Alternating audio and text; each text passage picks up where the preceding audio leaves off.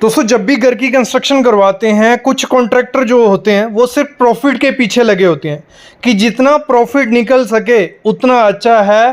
Quality की कोई फिक्र नहीं है कि बाद में घर में क्रैक्स आएंगे या कुछ भी होगा, तो आपको वो बेवकूफ़ और मूर्ख बना सकते हैं। लेकिन अगर ये वीडियो आप देख लोगे, गारंटी है आपके घर की क्वालिटी भी ख़राब नहीं होगी, घर स्ट्रॉन्ग भी बनेगा और आपको मूर्ख वो नहीं बना सकते। कॉन्ट्रैक्टर का काम होता है प्रॉफिट तो उसको चाहिए, 10 से 15% उसका प्रॉफिट होगा चलेगा, लेकिन कुछ रहते हैं कि 30-40% प्रॉफिट आना चाहिए और इस चक्कर में वो आपका नुकसान कर देते हैं। वो नुकसान शुरू कहाँ से होता है? देखो, सबसे पहले आपको काम करना है जब भी घर की कंस्ट्रक्शन करवानी है, मैं मस्ट कहूँगा लिख के ले लो कि आपको फर्स्ट एस्टीमेट और आर्किटेक्ट करना है। मतलब आर्किटेक्ट करना ही करना है, सिविल इंजीनियर की बात नहीं कर रहा हूँ। आर्किटेक्ट जो घर का आपको नक्शा बना के देगा, पूरा प्लान बना के देगा कि आपका घर ऐसे दिखेगा, उसका लगभग अप्रॉक्स खर्चा इतना रहने वाला है और उसका आपके कमरे ये रहेगा। सरिया आपकी स्ट्रक्चरल डिटेल आर्किटेक्ट ही आपको स्ट्रक्चर इंजीनियर करके दे देगा और सरिया बीम में क्या रहेगा, फुटिंग में क्या रहेगा, कॉलम में क्या रहेगा। अभी बात आती है जो हमारा कॉन्ट्रैक्टर होता है वो क्या करता है, हम फुटिंग से स्टार्ट करते हैं। ठीक है, हमारा फुटिंग क्या है, घर का मेन पार्ट है, पाँव अच्छे नहीं कुछ अच्छा नहीं, तो डेप्थ वो क्या करते हैं 3 से, जैसे आर्किटेक्ट ने कहा है कि आपकी अगर 1 स्टोरी है तो 4x4 की फुटिंग आपको देनी ही देनी है। लेकिन वो कहेंगे कि 4x4 की क्या करने हैं, हार्ड डाटा है, स्टाटा है, नीचे पत्थर हैं, तो आप 3 फुट दो, कुछ नहीं होगा, हमने इतने घर बनाए, कुछ नहीं होने वाला। ऐसा नहीं है। जो आर्किटेक्ट ने, जो स्ट्रक्चरल इंजीनियर ने आपको कहा है कि इतनी डेप्थ होनी चाहिए और इतना सरिया आपका होना चाहिए, उतना ही डालो। अगर ऐसे हम पकड़ें, आपको 1 स्टोरी के लिए मिनिमम कम से कम 4x4 की फुटिंग होनी चाहिए। 2 स्टोरी है 5x4 की फुटिंग होनी चाहिए, मतलब 5 फुट की डेप्थ होनी चाहिए। और 3 स्टोरी है तो 6 फुट डेप्थ होनी ही होनी चाहिए, क्योंकि हमें फ्यूचर को देख के चलना है। आज आप 1 स्टोरी का प्लान कर रहे हो, कोई 10-20 साल बाद आपका बच्चा अगर दूसरी स्टोरी का प्लान कर दोगे तो फुटिंग चेंज हो पाएगी? नहीं चेंज होगी। तो आपको 10-20 साल, क्योंकि आप घर की कंस्ट्रक्शन एक करवा रहे हो एक बार, तो 50-60 साल तो उसको चलना ही है ना घर को, तो वो आपको देख के चलना पड़ेगा कि अगर बाई चांस 30-40 बाद घर की कंस्ट्रक्शन आगे करवानी पड़ी तो कोई दिक्कत आ सकती है। तो आज ही आपको प्लान उस हिसाब से करना है कि 30-40 साल बाद भी आप ऊपर कंस्ट्रक्शन कर सको। देखो, अगर होता क्या है, फुटिंग कॉन्ट्रैक्टर अपना पैसा बचाता है, फुल मटेरियल आपने उसको काम दे दिया, तो पैसे बचाने के चक्कर में वो क्या करता है, खुदाई कम करवाएगा, लेबर कम लगेगी, टाइम कम लगेगा, मटेरियल कम लगेगा, तो वो कहेगा। लेकिन आपको आर्किटेक्ट के हिसाब से चलना है। और आर्किटेक्ट ऐसे नहीं, मतलब नए नए बने हुए हैं जो सिविल इंजीनियर ही आर्किटेक्ट बन गए हैं, तो थोड़ा सोच समझ के अपना आर्किटेक्ट चूज़ करना कि जिसको नॉलेज हो, जिसको पुराना एक्सपीरियंस हो और आपको आइडिया हो, उसके स्ट्रक्चर आपने देखे हो कि 20 साल से बने हुए, 30 साल से बने हुए, कुछ आया नहीं है। क्योंकि अगर फुटिंग अच्छे से नहीं दोगे तो क्रैक्स आ जाते हैं घर में। स्टार्ट वहीं से होता है। पहले जब 1-2 साल हो जाएगा, घर बना के वो चला गया, कुछ नहीं होगा, नॉर्मल नहीं होता है। बाद में धीरे धीरे सेटलमेंट होने पड़ती है, आपकी फुटिंग नीचे बैठती है, क्रैक्स दिखते हैं और अर्थ के, तो वहीं बात ख़त्म हो जाती है। तो फुटिंग प्रॉपर देनी ही देनी है, पूरा ध्यान करके देना है। उसी में क्या होता है, जब हम फुटिंग का सरिया दे रहे होते हैं तो उसमें भी ध्यान देना है जितना मेंशन किया है। तो अगर 1 स्टोरी है, 1-2-3 स्टोरी आपके, तो फुटिंग में 12 mm का मेन बार और 10 mm का डिस्ट्रीब्यूशन बार करो, ठीक है, फुटिंग में। और जो कॉलम का या बीम का सरिया, देखो वो क्या करता है कॉन्ट्रैक्टर हमारा, कॉलम उस हिसाब से करता है कि जो उसके पास फर्मा पड़ा होता है, जो उसके पास शटरिंग पड़ी होती है ना, बोलता है कि आर्किटेक्ट ने इतना बड़ा दड़ा दे दिया, आपका खर्चा ज़्यादा होगा। तो आपको क्या करना है, जो आर्किटेक्ट ने कहा है, अगर 1 स्टोरी है, देखो 9 इंच बाई 9 इंच से छोटा कॉलम आपको नहीं देना, और अगर 2-3 स्टोरी है तो 12x12 का आपको कॉलम देना ही देना है, और 15 से 17 फुट से ज़्यादा दूर कॉलम नहीं देना, क्योंकि आगे आगे इन्वायरमेंट होता जा रहा है हार्श। तो वो अपना फ़ायदा देखने के लिए ये कहेगा, बोलेगा कि हमने काफ़ी घर बनाए हैं, आज तक इतना हैवी सरिया नहीं दिया। उस आर्किटेक्ट को कुछ नहीं आता है, सिविल इंजीनियर को कुछ नहीं आता है, उसको पता है कि स्ट्रक्चर क्या है, वो कॉन्ट्रैक्टर को नहीं पता होगा। उसको पता है कि देखो, पुराने बाकियों के घर मत देखो इस समय, अगर आर्किटेक्ट ने कहा है यहाँ पड़ेगा तो पड़ेगा, क्योंकि बाकी घर कॉन्ट्रैक्टर ने बनाए और उनको आइडिया नहीं है कि किस हिसाब से स्ट्रेसिस रहते हैं, किस हिसाब से फोर्सेस पड़ती हैं, बेंडिंग मोमेंट क्या है, शेयर फोर्स क्या है, उनको कुछ आइडिया नहीं है। कैसे आप अपने घर को अर्थक्वेक प्रूफ बना सकते हो, वो सिर्फ आर्किटेक्ट को, स्ट्रक्चरल इंजीनियर को पता है। तो वो पूरा सिस्मिक लोड देख के, पूरा विंड लोड देख के, हर चीज़ देख के डालते हैं, तो आपको वही कराना है। कॉन्ट्रैक्टर अपनी लेबर, मटेरियल, टाइम बचाने के लिए ये आपसे बोल सकता है। और फिर हम वही बोलेगा कि अगर सही से कॉलम और बीम आपने नहीं दिए होंगे। मेन देखो कॉलम का काम है आपके जो लोड है स्लैब का वो नीचे तक फुटिंग तक पहुंचाना। फुटिंग हमने अच्छे से कर दी, कॉलम अच्छे से कर दिया, तो आपका घर थोड़ा बहुत सेफ हो गया। और बीम का साइज़ भी छोटा कर देते हैं कि इतना बड़ा बीम क्या करना है। तो ये चीज़ भी आपको ध्यान देना ही देना है कि अर्थक्वेक आएगा और दिक्कत बन जाएगी। फिर बात बनती है जब हमारी ब्रिक वर्क होता है, तो ब्रिक वर्क में आप कोई भी यूज़ करो। डबल ब्लॉक बोलते हैं तो डबल ब्लॉक यूज़ कर दो, लाल ईंट बोलते हैं लाल ईंट यूज़ कर दो, कोई दिक्कत उसमें नहीं आने वाली है। लेकिन कंक्रीट बैंड और लिंटल मस्ट देना है। कंक्रीट बैंड क्या हो गया, जैसे हमारी जो खिड़कियाँ होती हैं उनका सिल लेवल होता है, ठीक है।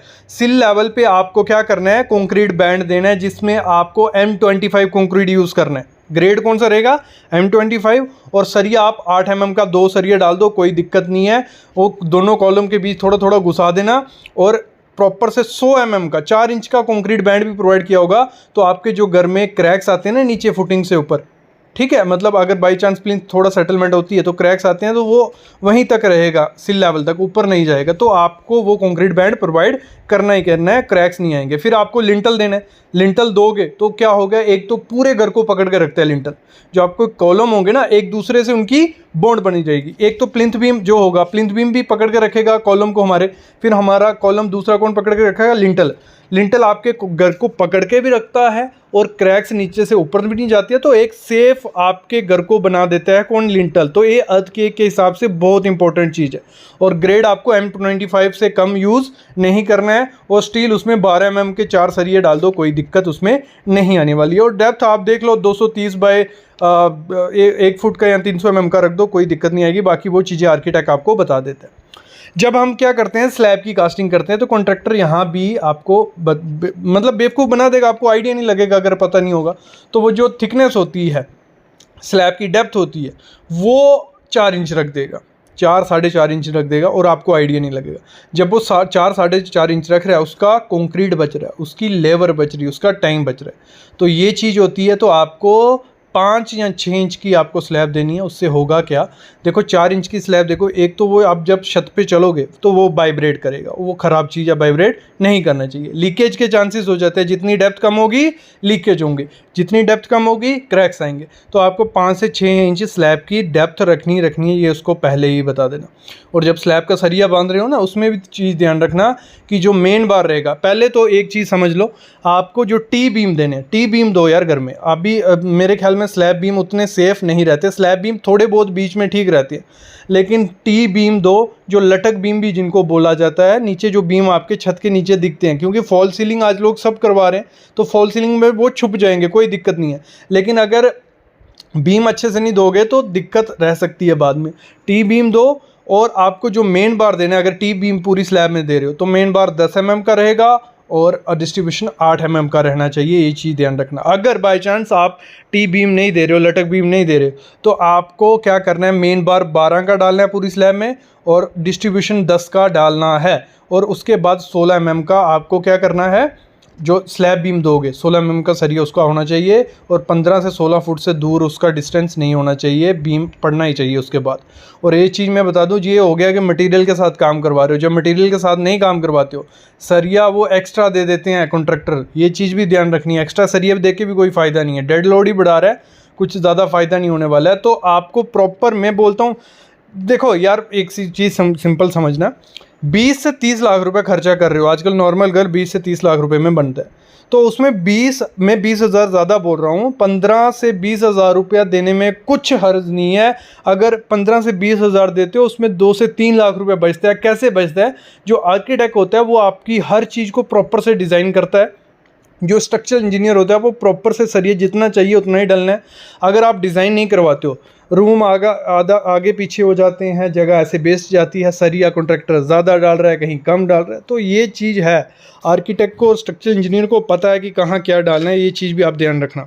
नेक्स्ट चीज़ आपको क्या करना है, जो भी हाइट होती, मतलब प्लिंथ बीम है ना, जो आपका प्लिंथ बीम की हाइट प्रॉपर रखो, रोड से पहले ही 4 से 5 फीट ऊपर रखो, क्योंकि फ्यूचर में आप अभी रोड ऊंचे होंगे, धीरे धीरे ऊंचे, मतलब 10 20 30 मतलब 60 70 साल के लिए तो घर बना रहे हो ना, तब तक आपके लेवल तक वो पहुंच जाएगा और पानी जाने का अंदर रिस्क रहता है। तो आपको क्या करना पड़ेगा, फिर आपको अपना जो ब्रिक है वो उठानी पड़ता है, मतलब घर को उठा रहे हैं आजकल जो लोग, तो वो खर्चा पड़ता ही पड़ता है। तो आपको प्लिंथ का हाइट 4 फुट रखना ही रखना है, ये चीज़ भी हमेशा ध्यान रखना, ये बहुत इंपॉर्टेंट चीज़ है।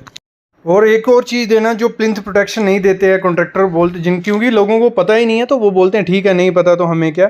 तो प्लिंथ प्रोटेक्शन आपको देनी है। जो आपका घर है उसके चारों तरफ आपको मतलब 2-2 फुट तो कंक्रीट की 100 mm की लेयर डाली मतलब थोड़ा खोद लो उसको और चारों तरफ आप डाल दो कि आपका जो पानी है वो बाहर से निकल जाए आगे पीछे।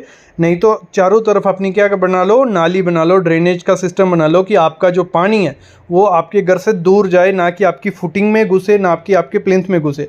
जब ऐसा होगा तो क्या होगा, उसके बाद आपके घर में क्रैक्स आएंगे और गिरने के चांसेस बन जाएंगे। जब भी स्टेयर केस बनवाओ, अपनी स्टेयर केस में एक चीज़ ध्यान रखना, जो क्या करते हैं कुछ लोग पहले बेस स्लैब बना देते हैं, मतलब बेस स्लैब बना देंगे 4 इंच की और उसके ऊपर ईंट का ब्रिक वर्क कर देते हैं, तो वो डेड लोड बनाता है बेस स्लैब पे और आपकी सीढ़ी थोड़ी झुक जाती है और गिरने के चांसेस भी होते हैं। आपको जब भी सीढ़ी बनानी है, भले चेन स्टेयर बना रहे हो तो फिर तो कोई दिक्कत नहीं है, सरिया भी वैसा दोगे कंक्रीट की बनती है, लेकिन अगर सिंपल बना रहे हो बेस स्लैब देके तो आपको कभी भी ईंट के स्टेप्स नहीं बनाने, आपको कंक्रीट के ही स्टेप बनाने हैं, वो भी बेस स्लैब के साथ साथ। तो उससे आपकी सीढ़ी जो होती है स्ट्रॉन्ग मजबूत बन जाती है, ये चीज़ भी ध्यान देना। और जो सरिया आप दोगे, सरिया नीचे फुटिंग में भी जाना चाहिए सीढ़ी का और ऊपर स्लैब में भी जाना चाहिए सीढ़ी का, तो वो आपकी स्ट्रॉन्ग सीढ़ी बनेगी।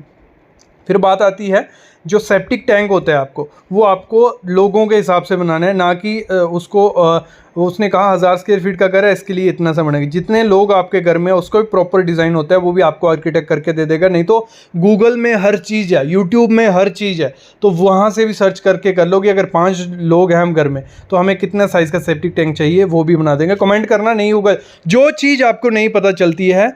ऐसे तो कंसल्टेशन का मैंने लाया था कि आपके एक कॉल का 200 रुपये लूँगा या वीडियो कॉल का 500 रुपये लूँगा, तो अगर वो पॉसिबल है दे सकते हो तो करो, अच्छे से पूरी डिटेल मिल जाएगी। अगर नहीं दे सकते कोई दिक्कत नहीं है, कमेंट करो, कमेंट में हर चीज़ क्लियर की जाएगी। टेलीग्राम ग्रुप है, व्हाट्सएप ग्रुप है, लोग भी कर देंगे क्लियर। तो क्लियर करने का आजकल बहुत चीज़ें हो गई हैं, तो बस आपको थोड़े एफर्ट्स लेने हैं, हर चीज़ को जानना है। गूगल यूट्यूब में हूँ तो वो चीज़ आपको करनी है। तो सेप्टिक टैंक आपको आरसीसी का बनाओ, ब्रिकवर्क का बनाओ, प्रॉपर साइज से बनाओ तो सही रहेगा। फिर जो फ्रेम रहते हैं, डोर के फ्रेम हो गए, विंडो के फ्रेम हो गए, चौखट्स हो गई जो, तो वो एमएस का यूज़ करो, या जापानी चौखट आजकल चल रही है वो भी सही है, अपोलो स्टील आता है उसका भी सही है। अगर वुडन का यूज़ कर रहे हो, वुड बोलते हो, कॉन्ट्रैक्टर कोई भी वुड उठा के लगा देगा, थोड़े टाइम बाद वो सड़ जाएगी, मुड़ जाएगी, फट जाएगी। तो आपको अच्छी वुड देख लेना है, पहले उसे खुला देना है कि साल की लगा या कोई दूसरी कंपनी की लगा तो अच्छी रहेगी। साल की वुड लगाओ, कोई दिक्कत नहीं है, अच्छे से वो रहने वाली है। और मैं मस्ट कहूँगा, जब भी मैं हर वीडियो में बोलता हूँ जब घर की कंस्ट्रक्शन करवाते हैं, एग्रीमेंट मस्ट करवाओ। और जब एग्रीमेंट करवा रहे हो, एग्रीमेंट में हर चीज़ लिखो, जो जो अपने घर की करवाने वाले हो हर चीज़ लिखनी है, हर उसमें आइटम डालनी है, हर चीज़ उसमें मेंशन करना है, ये पैसे इस हिसाब से पेमेंट होगी, ये इस हिसाब से होगा, सब चीज़ें उसमें करके रखनी है। ये चीज़ भी आपको ध्यान देनी है। नेक्स्ट चीज़ जो आपको करना है, कम्युनिकेशन रखनी है। जो आपका आर्किटेक्ट होगा उससे भी आपकी बात होनी चाहिए, कॉन्ट्रैक्टर भी। कभी भी मैं बोलता हूँ, ये अपना एक्सपीरियंस है मेरा, जो आर्किटेक्ट आपको कॉन्ट्रैक्टर सुजेस्ट करता है ले लो, कोई दिक्कत नहीं है, लेकिन एक बार उसके बारे में पता कर लेना, पुराने प्रोजेक्ट देख लेना। पॉसिबल हो तो ये रखो आर्किटेक्ट अलग हो, कॉन्ट्रैक्टर अलग हो, तो जो कम्युनिकेशन रहेगी आप तीनों के बीच में एक साथ होनी चाहिए। ये नहीं कॉन्ट्रैक्टर और आर्किटेक्ट अपने में लगे हुए हैं, आपको कोई आइडिया नहीं है, तो आपको जब भी कोई चीज़ क्लियर करनी है तीनों को प्रॉपरली बैठना है। कम्युनिकेशन अच्छे से रखोगे तो सही से काम होगा, पैसा बचेगा और अच्छा क्वालिटी से काम होगा। और साथ ही साथ क्या करना है आपको, डिज़ाइन जो आपका है उस हिसाब से आपको रखना है, स्टार्टिंग से ही एंड तक डिज़ाइन को चेंज मत कर रहे हो बार बार। एक बार प्रॉपर से बैठ के देख लो कि क्या करना है, क्या उस हिसाब से। क्योंकि देखो रूम आपको पूरे यूटिलाइज़ करने हैं, ये नहीं है कोई बड़ा रूम बना दिया 15 बाई 20 का या जो भी है, मतलब जैसा आपकी रिक्वायरमेंट है वैसा रखो। अगर 15 बाई 20 का ही आपको एक रूम चाहिए तो बनाइए, कोई दिक्कत नहीं है, लेकिन प्रॉपर यूटिलाइज होनी चाहिए स्पेस, कि वो आपको जितनी नीड है उस हिसाब से बनाओ। और बाकी अगर हम बात करें, जहाँ स्टोर चाहिए वहाँ स्टोर, मतलब प्रॉपर डिज़ाइन होना चाहिए। रूम के साथ बाथरूम आ रहा है तो ये आपका काम कौन कर सकता है, आर्किटेक्ट कर सकता है। कोई प्रमोट नहीं कर रहा आर्किटेक्ट को मैं, अगर आप खुद से ये प्रॉपर चीज़ें कर सकते हो तो आप खुद भी कर सकते हो, कोई दिक्कत नहीं है। फिर मैं बात करता हूँ जो हम कॉस्ट कटिंग के पीछे रहते हैं कि जहाँ खर्चा बच जाए, यहाँ खर्चा बचाए। खर्चा बचाओ लेकिन क्वालिटी के साथ कॉम्प्रोमाइज़ मत करो। अगर क्वालिटी के साथ कॉम्प्रोमाइज़ करोगे, आज आपने सस्ती चीज़ लगा ली, 5 साल बाद वो चीज़ चेंज करनी पड़ेगी, जहाँ वो ख़राब हो जाएगी, तो फिर वही सेम ही हालत हो जाती है। तो आपको क्वालिटी के साथ कॉम्प्रोमाइज़ नहीं करना है, क्वालिटी प्रॉपर रखनी है, तो आपका घर अच्छे से बनेगा। ये चीज़ भी आपको ध्यान रखनी पड़ेगी। ऐसी ऐसी चीज़ें बहुत हैं यार, बहुत बताने को होता है, लेकिन वीडियो बहुत लंबी निकल चुकी है, 15 मिनट हो गए, 15 से 16 मिनट। तो इतनी देखते नहीं हो आप लोग, छोड़ के भाग जाते हो, बोर हो जाते हो। तो अगर आप चाहते हो कि एक और वीडियो इस पर आए तो कमेंट करना, मैं वीडियो ले आऊँगा। बाकी कोई भी डाउट चाहिए, कोई कंसल्टेशन चाहिए, कमेंट करना। डिस्क्रिप्शन में लिंक है हर चीज़ के, वो भी आपको काफ़ी हेल्प करेंगे। अभी मैं लेता हूँ अलविदा।